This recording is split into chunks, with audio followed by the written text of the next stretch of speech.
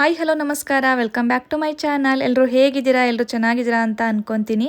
ನಾನು ಕೂಡ ಚೆನ್ನಾಗಿದ್ದೀನಿ. ಇವತ್ತಿನ ವ್ಲಾಗ್ನ ಶುರು ಮಾಡೋಣ ಬನ್ನಿ. ಇವತ್ತಿನ ವಿಡಿಯೋ ಏನಪ್ಪ ಅಂತಂದರೆ ಸೋಮವಾರ ಹಾಗೆ ಮಂಗಳವಾರದ ವ್ಲಾಗ್ನ ಇವತ್ತಿನ ವಿಡಿಯೋಲಿ ಶೇರ್ ಮಾಡ್ಕೊತಾ ಇದ್ದೀನಿ. ಸೋಮವಾರ ಏಕಾದಶಿ ಹಾಗೆ ಮಂಗಳವಾರ ದ್ವಾದಶಿ ಪೂಜೆ ಯಾವ ರೀತಿ ಮಾಡ್ತೀನಿ, ಹೇಗೆ ಮಾಡಬೇಕು ಎಲ್ಲನೂ ಕೂಡ ಇವತ್ತಿನ ವಿಡಿಯೋಲಿ ಶೇರ್ ಮಾಡ್ಕೊತೀನಿ. ಹಾಗೆ ನಿಮ್ಮ ಡೌಟ್ಸ್ ಕೂಡ ಕ್ಲಿಯರ್ ಮಾಡ್ತೀನಿ. ಕೆಲವರು ಒಂದು ಸ್ವಲ್ಪ ಕಮೆಂಟ್ ಕೂಡ ಮಾಡಿದ್ದೀರಾ ಯಾವ ರೀತಿ ಮಾಡೋದು ಅಂತ, ಅದ್ರ ಬಗ್ಗೆನೂ ಕೂಡ ಇವತ್ತಿನ ವಿಡಿಯೋಲಿ ಶೇರ್ ಮಾಡ್ಕೊತಾ ಇದ್ದೀನಿ. ಮಿಸ್ ಮಾಡದೆ ಕೊನೆವರೆಗೂ ವಿಡಿಯೋನ ನೋಡಿ ಸಪೋರ್ಟ್ ಮಾಡಿ ಅಂತ ಹೇಳ್ತೀನಿ. ಓಕೆ ಬನ್ನಿ, ಇವತ್ತು ಏಕಾದಶಿ ಪೂಜೆ ಎಲ್ಲ ಬೇಗನೆ ಮುಗಿಸ್ತೆ. ಇವತ್ತು ನೈವೇದ್ಯ ಎಲ್ಲ ಏನೂ ಕೂಡ ಇಡೋ ಹಾಗಿಲ್ಲಲ್ವ. ಸಿಂಪಲ್ಲಾಗಿ ಬೇಗನೆ ಪೂಜೆ ಮಾಡಿ ಹಾಗೆ ನನ್ನ ಮಗನಿಗೆ ತಿಂಡಿ ಮಾಡಿಕೊಟ್ಟಿದ್ದೆ, ವಾಂಗಿಬಾತ್ ಮಾಡಿದ್ದೆ, ರೈಸು ತಿಂಡಿಗೆ ಬಾಕ್ಸ್ ಕೂಡ ಪ್ಯಾಕ್ ಮಾಡಿಕೊಟ್ಟು ಇವಾಗ ಸ್ಕೂಲ್ಗೆ ಹೋಗ್ತಾಯಿದ್ದೇನೆ. ಇವತ್ತು ಫಸ್ಟ್ ಡೇ ಸ್ಕೂಲ್ ಅವನದು. ಖುಷಿಯಿಂದ ಹೋಗ್ತಾ ಇದ್ದ. ಇವತ್ತಂತೂ ಹಠ ಮಾಡಿದ್ರೆ ಹೋಗಲ್ಲ ಅಂತ ಅನ್ನಲೇ ಇಲ್ಲ. ಫಸ್ಟೆಲ್ಲ ಹೋಗಲ್ಲ ಅಂತ ತುಂಬಾ ಹಠ ಮಾಡ್ತಿದ್ದ. ಇವತ್ತೇನೋ ಹೋಗಿದ್ದಾನೆ, ನೋಡಬೇಕು ಎಷ್ಟು ದಿನ ಅವನು ಹಠ ಮಾಡ್ದಿರೋ ಹೋಗ್ತಾನೆ ಅಂತ. ಹಾಗೆ ನಮ್ಮ ಯಜಮಾನ್ರು ಬಿಟ್ಟು ಬರೋಕ್ಕೆ ಅಂತ ಹೋಗ್ತಾಯಿದ್ರು. ಹಿಂದೆ ನನ್ನ ಮಗಳು ಎಷ್ಟು ಕ್ಯೂಟಾಗಿ ಹೋಗ್ತಾ ಇದ್ಲು ನೋಡಿ, ನಾನು ಬರ್ತೀನಿ ಅಂತ. ಹಾಗೆ ಅವರಪ್ಪ ಅವಳನ್ನು ಕೂಡ ಎತ್ಕೊಂಡೋದ್ರು. ಮನೆ ಹತ್ರನಲ್ವ ಇರೋದು, ನಡ್ಕೊಂಡು ಹೋಗಿ ಬಿಟ್ಟು ಬರ್ಬೋದು. ಹಾಗಾಗಿ ಬಿಟ್ಟು ಬರೋಕ್ಕೆ ಅಂತ ಹೋದರು. ಹಾಗೆ ಮಧ್ಯಾಹ್ನ ಊಟನೂ ಕೂಡ ಬೇಗನೆ ಮಾಡ್ಕೊತಾ ಇದ್ದೆ. ಊಟಕ್ಕೆ ಇಲ್ಲಿ ನಾನು ಮೊಳಕೆ ಕಟ್ಟಿರೋಂಥ ಹುರುಳಿಕಾಳು ಹಾಕಿ ಸಾಂಬಾರು ಮಾಡ್ಕೋಣ ಅಂತ ಮಾಡ್ಕೊತಾ ಇದ್ದೀನಿ. ಏಕಾದಶಿ ದಿನ ನಾನು ಒಬ್ಳು ಮಾತ್ರನೇ ಉಪವಾಸ ಇರೋದು, ಮನೇಲಿ ಯಾರೂ ಕೂಡ ಇರಲ್ಲ. ಮಕ್ಕಳು ಕೂಡ ಊಟ ಮಾಡ್ತಾರೆ, ಹಸ್ಬೆಂಡು ಕೂಡ ಊಟ ಮಾಡ್ತಾರಲ್ವ. ಅವ್ರಿಗೋಸ್ಕರ ನಾನು ತಿಂಡಿ ಅಡುಗೆ ಎಲ್ಲನೂ ಕೂಡ ಪ್ರತಿಯೊಂದು ಮಾಡಬೇಕಲ್ವ. ಕೆಲವೊಂದ್ಸಲಿ ನಾನು ಏಕಾದಶಿ ದಿನ ಕೂಡ ವೀಡಿಯೋ ಮಾಡಿ ಅಪ್ಲೋಡ್ ಮಾಡಿದಾಗ ಮಿನಿ ಬ್ಲಾಗ್ಸಲ್ಲಿ ಕೇಳ್ತೀರ, ಯಾಕೆ ಇವತ್ತು ಏಕಾದಶಿ ಮಾಡಿಲ್ವಾ ನೀವು, ಅಡುಗೆ ಮಾಡ್ತಾಯಿದ್ದೀರಾ ಅಂತ. ಏಕಾದಶಿ ಮಾಡದೇ ಇರಲಿ, ಮನೇಲಿ ಅಡುಗೆ ಮಾಡಲೇಬೇಕಲ್ವ ಗಂಡ ಮಕ್ಕಳಿಗೆಲ್ಲ, ಹಾಗಾಗಿ ಮಾಡ್ತೀನಿ. ಬಟ್ ಪ್ರತಿ ಸಲನೂ ಕೂಡ ನಾನು ಏಕಾದಶಿ ಮಾಡ್ತಾಯಿದ್ದೀನಿ, ಪೂಜೆ ಮಾಡ್ತಾಯಿದ್ದೀನಿ, ಉಪವಾಸ ಇದ್ದೀನಿ ಅಂತ ಹೇಳೋಕ್ಕಾಗತ್ತಾ. ಹಾಗಾಗಿ ನಾನು ಅಷ್ಟೊಂದು ತೋರಿಸ್ಕೊಳಕ್ಕೆ ಹೋಗಲ್ಲ. ಬಟ್ ಒಂದೊಂದ್ಸಲ ವ್ಲಾಗ್ನ ಮಾಡ್ತೀನಿ. ನೀವೇನಾದರೂ ಕ್ವಶನ್ಸ್ ಕೇಳಿದಾಗ ಆನ್ಸರ್ ಮಾಡ್ಕೊಳೋದಕ್ಕೋಸ್ಕರ ಆ ಕಂಟೆಂಟ್ನ ಇಟ್ಕೊಂಡು ನಾನು ವೀಡಿಯೋನ ಮಾಡಿರ್ತೀನಿ. ಇದು ಬಂದುಬಿಟ್ಟು ಸೋಮವಾರದ್ದು ವ್ಲಾಗ್ ಇತ್ತು ಇಲ್ಲಿವರೆಗೂ. ಇದು ನೆಕ್ಸ್ಟ್ ಡೇ, ಇದು ಬಂದುಬಿಟ್ಟು ಮಂಗಳವಾರದ್ದು ಪೂಜೆ, ಇದು ದ್ವಾದಶಿ ಪೂಜೆ ಮಾಡ್ಕೊತಾ ಇದ್ದೀನಿ. ನಾನು ಏಕಾದಶಿ ದಿನ ಇಡೀ ದಿನ ಉಪವಾಸ ಇರ್ತೀನಿ. ಸ್ವಲ್ಪ ಹಣ್ಣು ಕೂಡ ತಿಂತೀನಿ. ಹಣ್ಣು ಅಂತಂದರೆ ಬಾಳೆಹಣ್ಣು ಅಷ್ಟೇ ತಿನ್ನೋದು, ಬೇರೆ ಹಣ್ಣು ಯಾವುದು ಕೂಡ ತಿನ್ನಲ್ಲ. ಸಂಜೆವರೆಗೂ ಆಲ್ಮೋಸ್ಟ್ ಏನೋ ತಿಂದಿರೋ ಹಂಗೆ ಟ್ರೈ ಮಾಡ್ತೀನಿ. ತುಂಬ ತಲೆನೋವು ಬರ್ತಿದೆ, ಆಗ್ತಾಯಿಲ್ಲ ಅಂತಂದಾಗ ಮಾತ್ರ ನೈಟ್ ಸ್ವಲ್ಪ ಅವಲಕ್ಕಿ, ಬೆಲ್ಲ, ಒಂಚೂರು ಬಾಳೆಹಣ್ಣು, ಫಲಹಾರ ಅಂತ ಏನಂತಾರೆ, ಅದನ್ನು ಏನಂತಾರೆ ಗೊತ್ತಿಲ್ಲ, ಅದೇ ಅನ್ಕೊತೀನಿ. ಅದನ್ನು ಮಾಡಿಕೊಂಡು ನೈಟ್ ಸ್ವಲ್ಪ ತಿಂದ್ಬಿಟ್ಟು ನೀರು ಕುಡಿದು ಮಲ್ಕೊತೀನಿ. ಈ ರೀತಿಯಾಗಿ ಉಪವಾಸ ಇರ್ತೀನಿ ನೋಡಿ. ದೇವ್ರಿಗೆ ನಾವು ಇದೇ ರೀತಿ ಇರಬೇಕು, ಅದೇ ರೀತಿ ಇರಬೇಕು ಅಂತ ಏನೂ ಇಲ್ಲ. ನಮ್ಮ ಶಕ್ತಿ ಹೇಗೆ ಬೇಕಾದರೂ ಇರ್ಬೋದು. ಕೆಲವ್ರು ಹೇಳ್ತಾರೆ ಹಾಗೆ ಇರಬೇಕು, ಹೀಗೆ ಇರಬೇಕು ಅಂತ ಅಂದ್ಬಿಟ್ಟು. ನೋಡಿ, ಶಾಸ್ತ್ರದಲ್ಲಿ ಇದೇ ರೀತಿ ಇರಬೇಕು ಅಂತ. ಬಟ್ ನಾವು ಆಗದಿರ ಕಷ್ಟಪಟ್ಕೊಂಡಿರಿ ಅಂತ ಯಾವುದೇವರು ಕೂಡ ನಿಮ್ಮ ಹತ್ರ ಬಂದು ಹೇಳಲ್ಲ ಅಲ್ವಾ. ನಾವು ಕಷ್ಟಪಟ್ಟು ಯಾವುದನ್ನೇ ಕೂಡ ಮಾಡಬಾರ್ದು. ಇಷ್ಟಪಟ್ಟು ನಮಗೆ ಎಷ್ಟಾಗುತ್ತೋ, ನಮ್ಮ ಶಕ್ತಿ ಎಷ್ಟಿದೆಯೋ ಅಷ್ಟನ್ನು ಮಾಡಿ ಅಂತ ಹೇಳ್ತೀನಿ. ತುಂಬ ಜನ ಕೇಳ್ತೀರಾ ಏನು ತಿನ್ಬೋದು, ಏನು ತಿನ್ನಬಾರ್ದು, ಹೀಗಿರ್ಬೋದಾ ಹಾಗಿರ್ಬೋದಾ ಅಂತ. ನೋಡಿ, ಅದರಲ್ಲಿ ನಾನು ಏನು ಕೂಡ ಹೇಳಲ್ಲ ನಿಮಗೆ ಹಾಗೆ ಇರಿ ಹೀಗೆ ಇರಿ ಅಂತ. ನಿಮ್ಮ ಶಕ್ತಿ ನಿಮಗೆ ಹೆಂಗಾಗುತ್ತೋ ಹಾಗಿರಿ. ಭಕ್ತಿಯಿಂದ ಪೂಜೆ ಮಾಡಿ ಸಾಕು. ದೇವರಿಗೆ ಯಾವಾಗಲೂ ಕೂಡ ರಾಯರನ್ನ ನೆನಪಿಸ್ಕೊಳ್ಳಿ, ಯಾವಾಗಲೂ ಸ್ಮರಣೆ ಮಾಡ್ತಾಯಿರಿ ಸಾಕು. ರಾಯರು ನಮಗೆ ಅನುಗ್ರಹ ಕೊಟ್ಟೇ ಕೊಡ್ತಾರೆ, ನಮಗೆ ಒಳ್ಳೇದು ಆಗೇ ಆಗುತ್ತೆ. ಪೂಜೆ ಮಾಡಿ ಸಾಕು. ನಿಮ್ಗೆ ಉಪವಾಸ ಇರೋಕ್ಕಾಗಿಲ್ಲ ಅಂದರೆ ನೀವು ಇರಲೇಬೇಡಿ. ಏಕಾದಶಿ ದಿನ ಅನ್ನ ಒಂದು ಬಿಟ್ಟು ಉಪ್ಪಿಟ್ಟು ಅಥವಾ ಬರೀ ಏನಾದರೂ ಹಣ್ಣು ಈ ರೀತಿ ತಿನ್ನೋದು ಥರ ಮಾಡ್ಕೊಳ್ಳಿ ಸಾಕು. ಅನ್ನ ಒಂದು ಬಿಡಿ ಅಷ್ಟೇ. ಏಕಾದಶಿ ದಿನ ಅನ್ನ ತಿನ್ನಬಾರ್ದು ಅಂತ ಹೇಳ್ತಾರೆ. ಹಾಗಾಗಿ ಉಪವಾಸ ಇರೋಂಥ ಈ ರೀತಿ ಇದ್ದರೂ ಸಾಕು. ನೀವು ಸುಮ್ಮನೆ ಕಷ್ಟಪಟ್ಕೊಂಡು ಇರೋಕ್ಕಾಗದಿರೂ ಕೂಡ ಅಯ್ಯೋ ಇರೋಣ, ದೇವ್ರು ನಮ್ಗೆ ಒಳ್ಳೇದು ಮಾಡ್ತಾರೆ ಅಂತ ಕಷ್ಟಪಟ್ಕೊಂಡಂತೂ ಇರೋಕ್ಕೆ ಹೋಗಬೇಡಿ.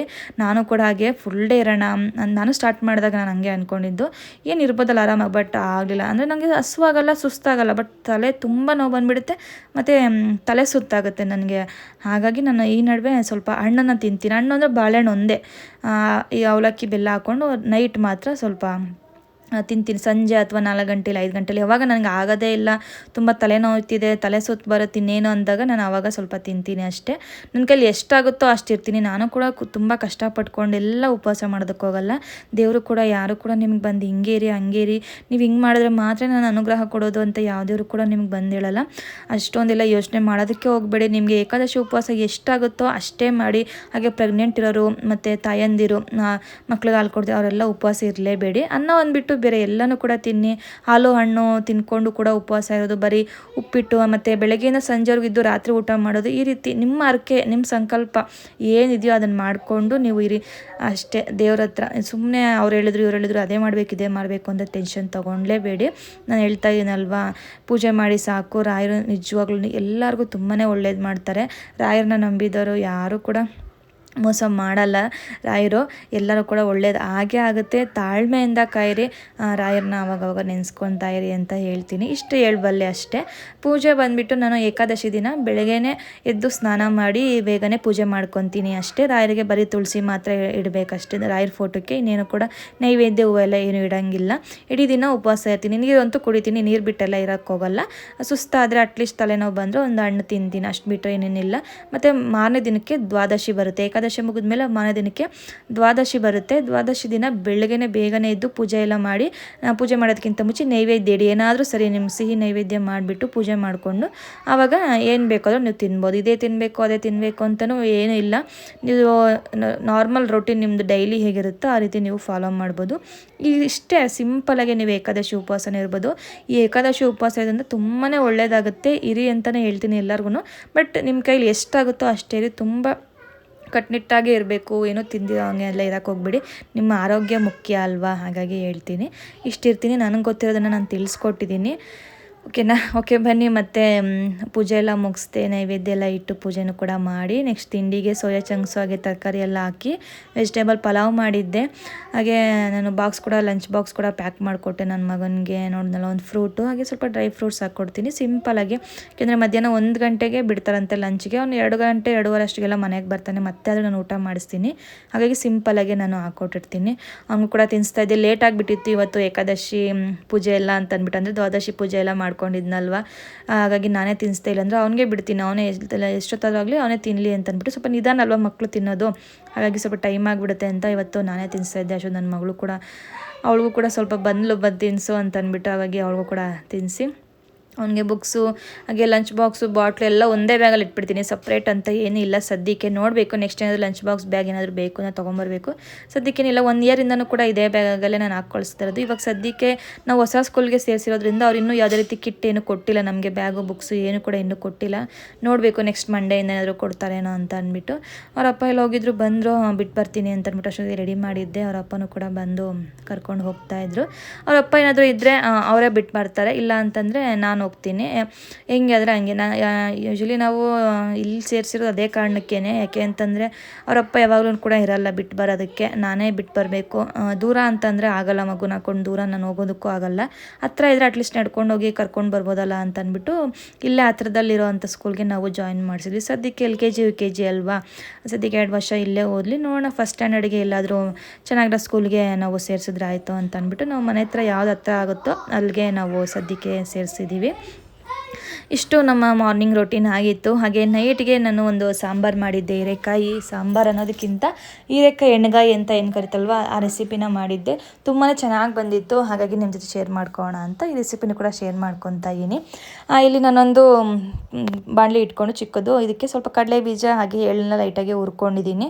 ಹಾಗೆ ಅದೇ ಬಾಣಲಿಗೆ ಸ್ವಲ್ಪ ಎಣ್ಣೆನ ಹಾಕ್ಕೊಂಡು ಒಂದು ಬೆಳ್ಳುಳ್ಳಿ ಹಾಗೆ ಒಂದು ಖಾರಕ್ಕೆ 4ರಿಂದ 5 ಹಸಿಮೆಣಸಿನ್ಕಾಯಿ, 1 ಇಂಚಷ್ಟು ಶುಂಠಿ, ಸ್ವಲ್ಪ ಜೀರಿಗೆ ಹಾಗೆ ಸ್ವಲ್ಪ ಕರ್ಬೇವಿನ ಸೊಪ್ಪು ಇಷ್ಟನ್ನು ಹಾಕ್ಕೊಂಡು ಆಯಿಲಲ್ಲಿ ಫ್ರೈ ಮಾಡ್ಕೊತಾ ಇದ್ದೀನಿ. ಆ್ಯಕ್ಚುಲಿ ಈ ರೆಸಿಪಿ ಮಾಡಬೇಕು ಅಂತ ತುಂಬ ದಿನದಿಂದ ಅನ್ಕೊತಾ ಇದ್ದೆ, ಹಾಗೇ ಇರಲಿಲ್ಲ. ಹೀರೆಕಾಯಿ ತೊಗೊಂಡು ಬಂದಿದ್ರು ಮನೆಯಲ್ಲಿ.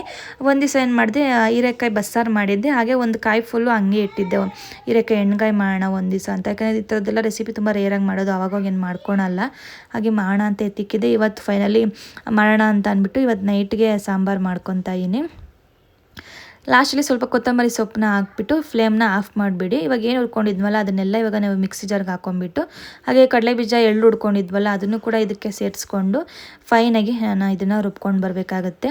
ನಾನು ಇಲ್ಲಿ ಹೀರೆಕಾಯಿ ಎಣ್ಗಾಯಿ ಅಂತ ಹೇಳಿದ್ದೀನಿ, ಬಟ್ ನಾನು ಇಲ್ಲಿ ಸ್ವಲ್ಪ ಸಾಂಬಾರು ಥರ ಮಾಡ್ಕೊತಾ ಇದ್ದೀನಿ. ಯಾಕೆಂದರೆ ನಮ್ಮ ಮನೆಯಲ್ಲಿ ಸ್ವಲ್ಪ ಗಟ್ಟಿಯಾಗಿ ಎಣ್ಗಾಯಿ ಥರ ಇದ್ದರೆ ತಿನ್ನಲ್ಲ, ಅವ್ರಿಗೆ ಅನ್ನಕ್ಕೆ ಏನಿದ್ರು ಸ್ವಲ್ಪ ಸಾಂಬಾರು ರೀತಿಯಲ್ಲಿ ಇದ್ದರೆ ತಿಂತಾರೆ. ಹಾಗಾಗಿ ರೆಸಿಪಿ ಮಾತ್ರ ಹೀರೆಕಾಯಿ ಎಣ್ಗಾಯಿನೇ, ಬಟ್ ನಾನು ಸಾಂಬಾರು ರೀತಿಯಲ್ಲಿ ಮಾಡ್ಕೊತಾ ಇದ್ದೀನಿ.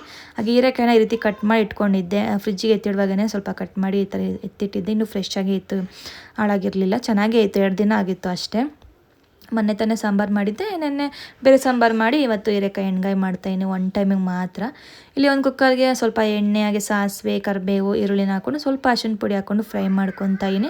ನೀವು ಪಾತ್ರೆಲೇ ಮಾಡ್ಕೊಬೋದು, ಬಟ್ ನಾನು ಬೇಗ ಆಗಲಿ ಹೀರೆಕಾಯಿ ಎಲ್ಲ ಸಾಫ್ಟಾಗಿ ಚೆನ್ನಾಗಿ ಬೇಯಲಿ ಅಂತ ಅಂದ್ಬಿಟ್ಟು ಕುಕ್ಕರ್ಗೆ ಹಾಕ್ಕೊತಾ ಇದ್ದೀನಿ ಅಷ್ಟೇ. ನೀವು ಆರಾಮಾಗಿ ಪಾತ್ರೆಲೇ ಮಾಡ್ಕೊಳ್ಳಿ. ಹೀರೆಕಾಯಿನ ಫಸ್ಟೇ ಎಣ್ಣೆಯಲ್ಲಿ ಸ್ವಲ್ಪ ಫ್ರೈ ಮಾಡಿಕೊಂಡು ನಂತರ ನೀವು ಈ ರೀತಿ ಆ್ಯಡ್ ಮಾಡ್ಕೊಬೋದು. ಹೀರೆಕಾಯಿನ ನಾನು ಈ ರೀತಿಯಾಗಿ ರೌಂಡ್ ಶೇಪಲ್ಲಿ ಕಟ್ ಮಾಡಿಕೊಂಡು ಇದಕ್ಕೆ ಆ್ಯಡ್ ಮಾಡಿಕೊಂಡು ಚೆನ್ನಾಗಿ ಫ್ರೈ ಮಾಡ್ಕೊತಾ ಇದ್ದೀನಿ. ಫ್ರೈ ಮಾಡಿಕೊಂಡು ನಾವೇನು ಫೈನಾಗಿ ರುಬ್ಕೊಂಡಿದ್ವಲ್ಲ ಮಸಾಲೆನೂ ಅದನ್ನು ಕೂಡ ಇಲ್ಲಿ ಆ್ಯಡ್ ಮಾಡ್ಕೊತಾ ಇದ್ದೀನಿ. ಇದನ್ನು ನೀವು ಎಣ್ಗಾಯಿ ಮಾಡುವಾಗ ಏನು ಮಸಾಲೆ ರುಬ್ಕೊಂಡಿರ್ತೀರಲ್ಲ ಇಷ್ಟೇ ಸಾಕು, ಒಂಚೂರೇ ಚೂರು ಹಾಕ್ಕೊಂಡು ಸ್ವಲ್ಪ ಎಣ್ಗಾಯಿ ಟೈಪ್ ಬರೋ ಥರ ನೀವು ಮಾಡ್ಕೊಳ್ಳಿ. ಇಲ್ಲಿ ನಾನು ಸಾಂಬಾರು ಟೈಪ್ ಮಾಡ್ತಾಯಿದ್ದೀನಿ, ಮೊದಲೇ ಹೇಳ್ತಾ ಇದ್ದೀನಿ. ನಮ್ಮ ಮನೆಯಲ್ಲಿ ಸಾಂಬಾರು ಥರ ಇದ್ದರೆ ತಿಂತಾರೆ ಇಷ್ಟಪಟ್ಟು, ಒಂಥರ ಗೊಜ್ಜು ಥರ ಇದ್ದರೆ ತಿನ್ನಲ್ಲ. ಹಾಗಾಗಿ ಸ್ವಲ್ಪ ನೀರನ್ನ ಜಾಸ್ತಿ ಹಾಕ್ಕೊತಾ ಇದ್ದೀನಿ, ಅಷ್ಟು ಬಿಟ್ಟರೆ ಇನ್ನೇನು ಡಿಫ್ರೆನ್ಸ್ ಇಲ್ಲ. ಇಲ್ಲಿ ನೀವು ನೀರು ಒಂಚೂರು ಕಮ್ಮಿ ಹಾಕ್ಕೊಂಡು ಎಣ್ಗಾಯಿ ಥರ ಮಾಡ್ಕೊಳ್ಳಿ. ಹಾಗೆ ಇಲ್ಲಿ ಬಂದುಬಿಟ್ಟು ನಾನು ಒಂದೇ ಒಂದು ಸ್ಪೂನಷ್ಟು ಧನಿಯಾ ಪುಡಿನ ಹಾಕ್ಕೊತಾ ಇದ್ದೀನಿ, ಮನೇಲಿ ಮಾಡಿರೋವಂಥದ್ದು. ಇದು ಆಪ್ಷನಲ್ಲು, ನಿಮ್ಗೆ ಇಷ್ಟ ಇದ್ದರೆ ಹಾಕ್ಕೊಳ್ಳಿ. ಸ್ವಲ್ಪ ಎಕ್ಸ್ಟ್ರಾ ಫ್ಲೇವರ್ಗೋಸ್ಕರ ಧನಿಯಾ ಪುಡಿನ ಹಾಕ್ಕೊತಾ ಇದ್ದೀನಿ. ಇಷ್ಟನ್ನು ಹಾಕ್ಕೊಂಡು ರುಚಿಗೆ ತಕ್ಕಷ್ಟು ಕಲ್ಲುಪ್ಪನ್ನ ಹಾಕ್ಕೊಂಡು ಒಂದು ವಿಸಿಲ್ ಕೂಗಿಸಿದ್ರೆ ಸಾಕು. ಸಖತ್ತಾಗಿತ್ತು, ನನಗಂತೂ ತುಂಬಾ ಇಷ್ಟ ಆಯಿತು. ಮನೆಯವರು ಕೂಡ ಎಲ್ಲರೂ ಕೂಡ ಇಷ್ಟಪಟ್ಟು ತಿಂದರು. ಮಾಡ್ಕೊಳ್ಳಿ, ನಿಮಗೂ ಕೂಡ ಇಷ್ಟ ಆಗುತ್ತೆ. ಒನ್ ಟೈಮ್ಗೆ ಏನಾದರೂ ಬೇಗ ಆಗೋ ಥರ ಮಾಡಬೇಕು ಅಂತಂದರೆ ನೀವು ಈ ರೆಸಿಪಿನ ಆರಾಮಾಗಿ ಮಾಡ್ಕೊಂಬಿಡ್ಬೋದು. ನೋಡಿ ಎಷ್ಟು ಚೆನ್ನಾಗಾಗಿದೆ. ಇದ್ರ ಬದಲು ನೀವು ಇಲ್ಲಿ ಬದನೆಕಾಯಿ ಹಾಕ್ಕೋಬೋದು, ಬೆಂಡೆಕಾಯಿ ಹಾಕ್ಬೋದು, ನಿಮ್ಗೆ ಯಾವ ತರಕಾರಿ ಬೇಕೋ ಆ ತರಕಾರಿನ ಇಲ್ಲಿ ಆ್ಯಡ್ ಮಾಡಿಕೊಂಡು ಸೇಮ್ ಮಸಾಲೆನ ಆ್ಯಡ್ ಮಾಡಿಕೊಂಡ್ರೆ ಡಿಫ್ರೆಂಟಾಗಿ ಸಾಂಬಾರು ತುಂಬಾ ಚೆನ್ನಾಗಿರುತ್ತೆ. ಹಾಗಾಗಿ ನಿಮ್ಮ ಜೊತೆ ಶೇರ್ ಮಾಡ್ಕೊಂಡಿದ್ದೆ. ಓಕೆ ಫ್ರೆಂಡ್ಸ್, ಇವತ್ತಿನ ವೀಡಿಯೋ ಇಷ್ಟ. ಐ ಹೋಪ್ ನಿಮಗೆ ಇವತ್ತಿನ ವೀಡಿಯೋ ಇಷ್ಟ ಆಗಿದೆ ಅಂತ ಅಂದ್ಕೊತೀನಿ. ನೆಕ್ಸ್ಟ್ ವಿಡಿಯೋ ಸಿಗೋಣ. ಎಲ್ಲರಿಗೂ ಕಾಯ್ತಾ ಇರಿ. ಟಿಲ್ ದೆನ್ ಟೇಕ್ ಕೇರ್, ಬಾಯ್ ಬಾಯ್.